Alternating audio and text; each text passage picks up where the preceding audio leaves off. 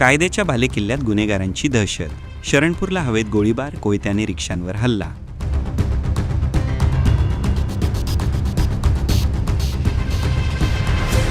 नाशिक. कायद्याच्या बालेकिल्ला म्हणून ओळखल्या जाणाऱ्या नाशिक शहरात पुन्हा एकदा गुन्हेगारीचं सावट गडद झालं आहे.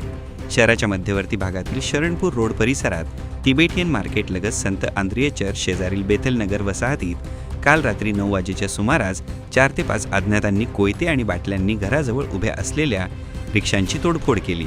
यातील धक्कादायक बाब म्हणजे हल्लेखोरांपैकी एका व्यक्तीने त्याच्याकडे असलेल्या पिस्तूलमधून हवेत गोळीबार केला असल्याची माहिती स्थानिकांनी दिली आहे. या घटनेमुळे परिसरात एकच खळबळ उडाली असून नागरिकांमध्ये भीतीचं वातावरण निर्माण झालं आहे. घटनेची माहिती मिळताच सरकारवाडा पोलीस तत्काळ घटनास्थळी दाखल झाले. त्यांनी पंचनामा करून एकाच संशयितास ताब्यात घेतलं असून उर्वरित आरोपींचा शोध सुरू आहे. रात्री उशिरापर्यंत सरकारवाडा पोलीस ठाण्यात गुन्हा नोंदविण्याची प्रक्रिया सुरू होती.